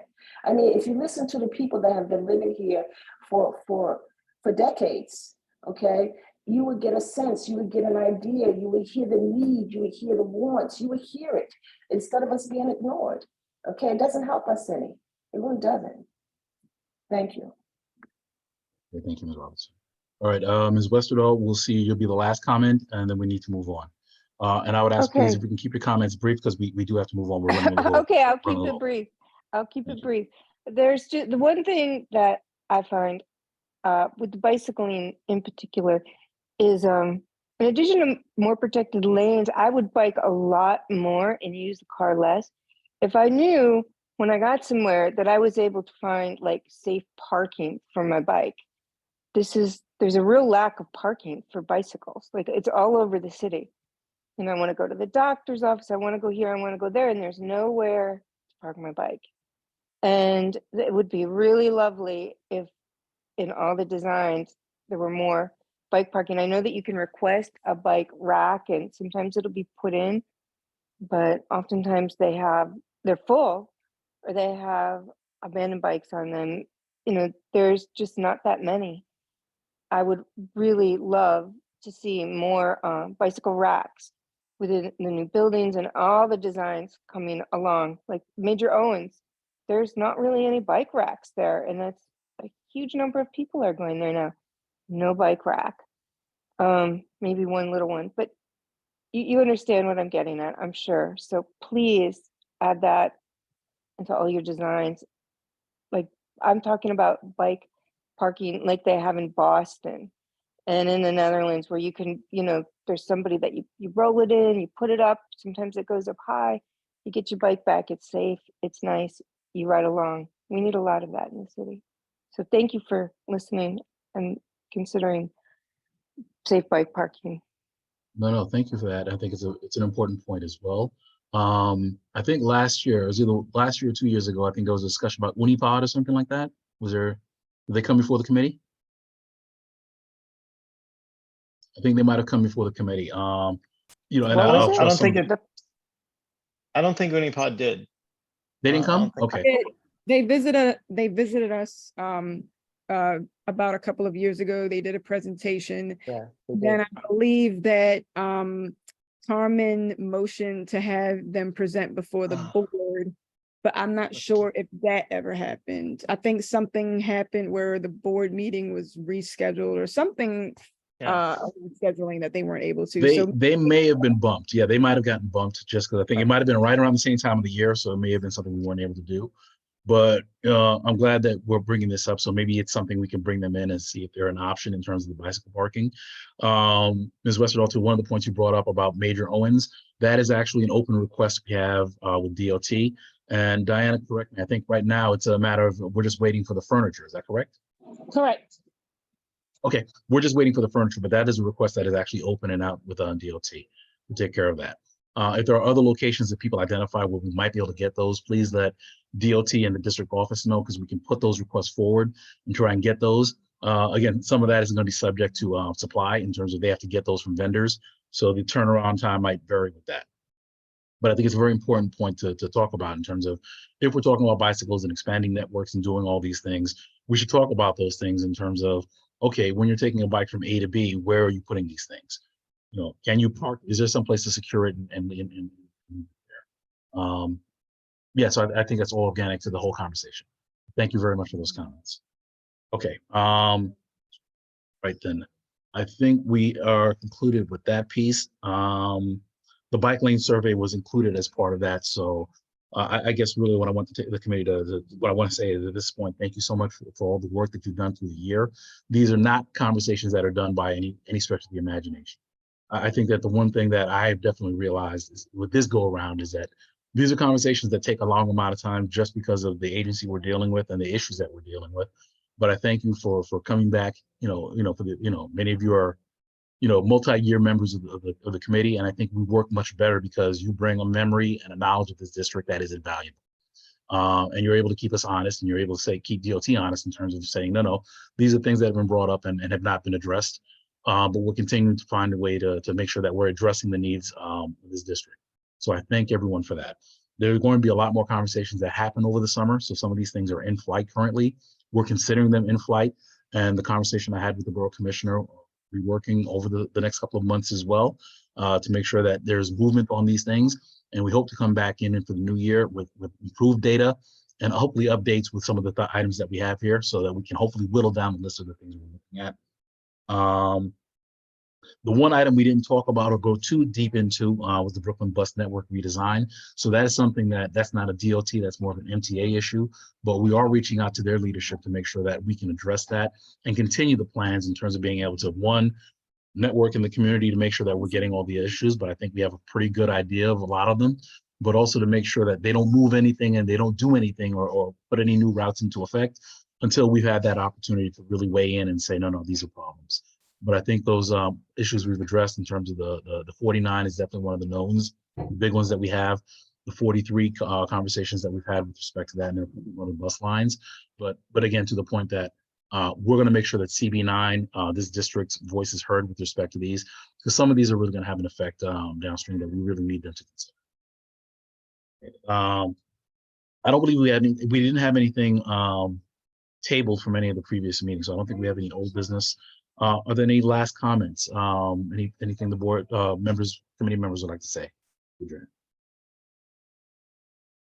I want to say that I thank everyone here and I appreciate everyone's views, opinions, thoughts. I just, this is always a great committee to be on. I tell you, that's what I want to say. Thank you very much, Liz. Dante. Oh, I'm sorry, Dante, your staff, so hold on. Paco, go ahead first. No, I also appreciate the conversation. I'm glad to see Diana is here. And, I think, as I've said before, a lot of it is on us as a community board, I think. And Fred, I think you're right that, any change will always ruffle some feathers, and some of the 10 years of no bike lanes is because a lot of people didn't want, but again, I want to press that sometimes change is just needed, because these aren't I don't want to see a safer street because I like a pretty street or something. I just don't want to die crossing it, and I'm literally trying to teach my daughter how to cross the street soon. I cannot tell you there's a single parent I talked to in the neighborhood who is not worried crossing the street with their kids. So these things do take time. We need to have the conversations. But I will also counter and morbidly say so. These things happen very quickly as soon as there's a death. And DOT being reactive is not a good, it's not a good look. It's not a good look for the CB either. Like, we shouldn't be happy to show up at a vigil and say we've been trying really hard, because I don't think we've been trying hard enough. But like, these things do change. There's a terrible tragedy on 45th and Newton and like Astoria or something. Within a few days, DOT did a traffic calming measure on that corner. Like, I mean, good that maybe something bad won't happen the next time, but things can happen very quickly. So I think we need to always be moving all the levers that we can, because like some of the stuff, okay, bike racks, we're literally waiting for the equipment and stuff. Some things takes time. Planning things can be done, and maybe we have to sit on those plans for a long time. But I think a lot of the discussions and planning and like,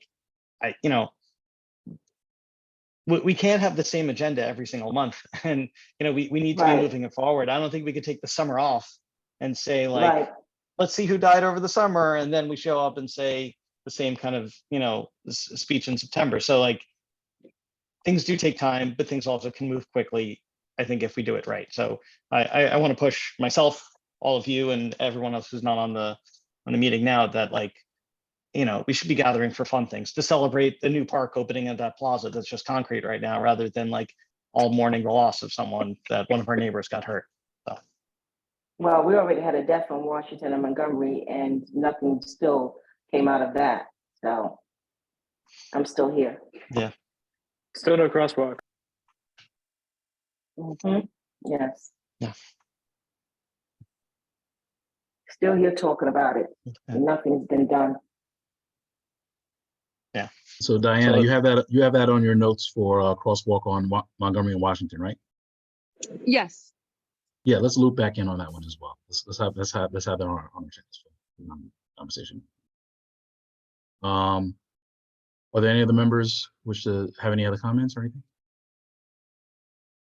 Okay, and with that, let me just finish by saying thank you all for your hard work and your diligence and your commitment to this district, and for your patience with me as well. I know it's not always easy, but this is one of those committees that I've always been very proud of in terms of CB9, in terms of just the people who are here and the knowledge you bring and the commitment that you have.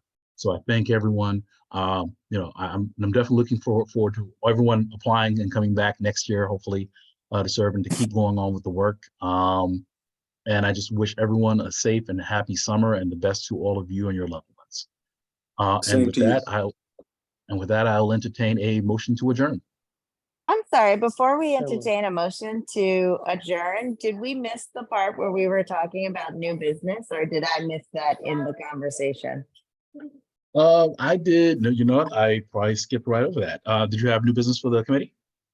Yes, I actually do. Hi, Yes, my ma'am. name is Tamika Charles Sims. I am a resident on Eastern Parkway between Franklin and Claflin. As you can see, those are my two children there. We are bus riders, subway riders, and we also have a car. And I guess the thing that I would like to bring up as new business would be potentially changing alternate side parking to losing the Saturday, because we are currently at 6 days of alternate side parking. And I'm all for please clean the street, but I really think that the Saturday alternate side parking, which is from Washington on Eastern Parkway, Washington, all the way through North Strand on both sides of Eastern Parkway, out. Sorry, not you, them. Is that there's Saturday on that side. And I think that has Saturday because it's completely steeped in systematic racism. This neighborhood has changed dramatically since in the last 25 years. We've gone from drive-by shootings to now having a Starbucks on the corner, but still there is Saturday alternate side street cleaning, because that was there to clean up the streets for the white people who only came to the neighborhood on Saturdays to come to the botanical gardens, who got off the train at Franklin, the 2, 3, 4, and 5, to come to the Brooklyn Museum. And so it was like, let's clean up after the people and make it nice for the white people who are coming to the neighborhood on Saturdays. But since all the white people currently live in our neighborhood and we have mostly gentrification, do we still need Saturday? Can we please let go of Saturday? And also to bring up the fact that on Eastern Parkway, North Strand, and further over, there is no Saturday because that is a very strong Jewish community. So I feel they have gotten rid of their Saturday out of respect for Shabbat, which is awesome. But also let's consider, you know, there are still Black people that live in this neighborhood. There are Jews on the other side. There are Seventh-day Adventists, and Saturday just seems like a lot when you've had 5 days of street cleaning. It was just done Friday morning. Do we really need to do it on Saturday morning as well? So that's my spiel. I'm Tamika. Thank you. Okay, Ms. Charles Sims. Washington to Nostrand Saturdays. So hold on. So you have to move so you have to move the cars how many days? So Monday, Tuesday, Wednesday, Thursday, Friday, and Saturday. Okay. One question. Is Diana still here or did she leave? Diana might be gone. The one thing I need to Dante. Yeah, Dante, if we can confirm, I always get it confused. Is that a DOT issue or sanitation? Alternate side. Alternate side. I think it's sanitation. It's sanitation. Yeah. Okay. So here's what we'll do. Dante, let's take this one on and we'll see if we can check in with sanitation to find out what's the background with this. And there's definitely been a lot of questions about the whole the street cleaning regulations as well. But let's look at this one in particular to see what's going on Eastern Parkway, because that seems more than most other stretches of the roads that I understand. Absolutely. Absolutely. Yeah. So Dante. Oh, go ahead. I was going to say, we only move our cars twice a week. Oh, I'm sorry, Mr. Jeffrey. Go ahead. Yeah, I've lived on a block like 30 years ago where there was 6 day a week alternate side. And I don't know if it's a coincidence or not, but what Ms. Sims is saying was true about the demographics in the neighborhood, but this was in the 80s, actually 40 years ago, right? So the other issue that I think we need to be mindful of is that if this is on Eastern Parkway, on the south side would be CB9, but I think the north side would be CB8. Am I correct? That is correct. That is right. Correct. So did Ms. Sims, did you present this concern at a CB8 meeting also? No, I believe that I'm in CB9, so I only am approaching CB9 because I live in CB9. I'm not quite sure which side of Eastern Parkway is south or north. So which side is the museum on? Is that south or is it north? That's the south side. That's south side. That's the south side. I'm on the south. All right, so you're on the south side. All right, because it's important that we address it like this, because alternate side is, my knowledge of it is that it's equally applied on both sides of a block. So you have 3 cleaning days on the south side, 3 cleaning days on the north side, right? And the extra days really are Wednesday and Saturday, right? So what needs to happen is they're not just going to remove Saturday if they do anything. They're going to remove Wednesday and Saturday, which would put you in conformity with 99% of the city that has Monday, Tuesday, Thursday, Friday. Right. So that north side is where CB8 comes in. And if there's folks on that side who like having it Monday, who like having it, I guess it would be Monday, Wednesday, and Friday, because your side is Tuesday, Thursday, and Saturday. Am I correct? My side, there, you have to consider it's Eastern Parkway. There's an access street on the side of Eastern Parkway. The access street has 2 sides to it.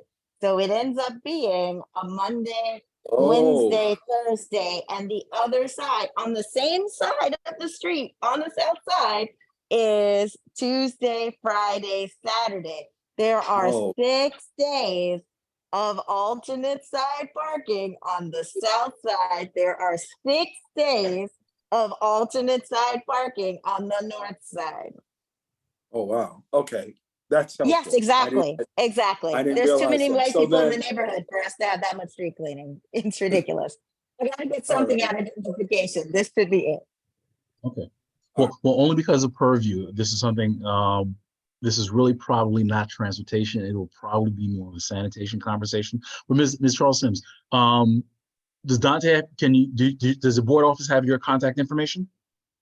If Dante is the person who I emailed about getting on the agenda and told me that I should speak during the new business session, then yes. Dante, I are don't you that know. person? I send so many emails a day. I have absolutely no clue.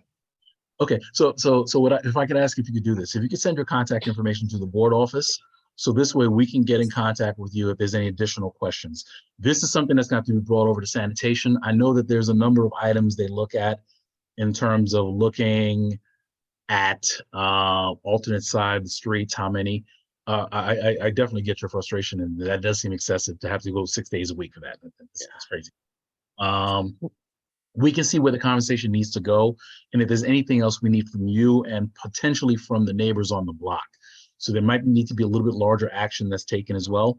But if we I can will do that, we gather can have that every conversation. neighbor. I will knock on every door. I Okay. need at least 5 days. The 6 is just ridiculous. Well, And to Mr. please Graham's let me point, you know would to end up email. probably going, you would probably end up going to 4, well, if the option we're probably looking for is going back to 4, and which is consistent with what everybody else does, basically. But let's do that. Listen, I'm a So, Black woman in America. I just want at least 6. If I get more, that's a freaking bonus. I just need Yeah. a little something. And Hey, I would Dante. love that email address, and I will email whomever that is. Dante, could you just give the email address quickly? BK09-1 at cb.nyc.gov.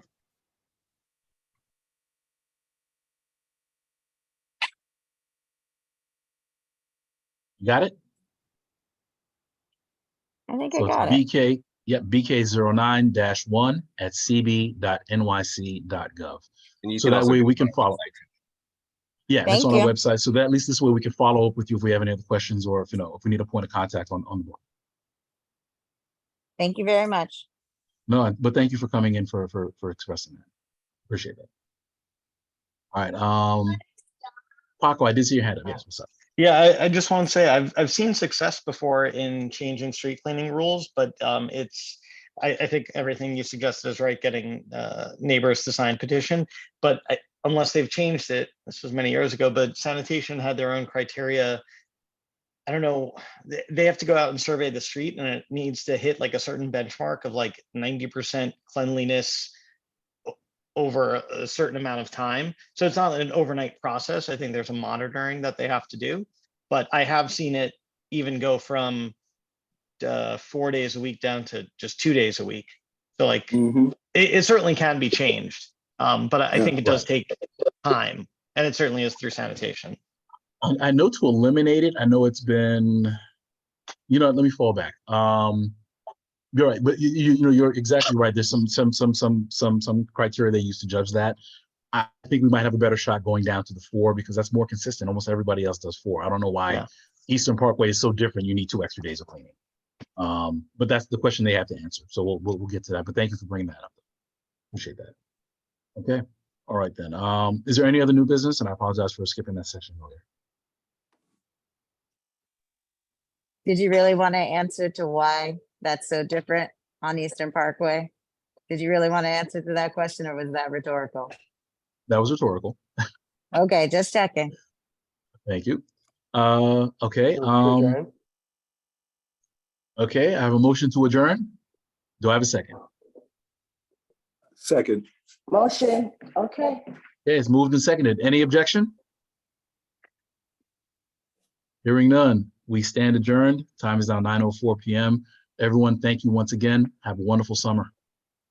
Thank All right, you. take care. all. Thank you, See Fred. you next Good night, year, everyone. next September.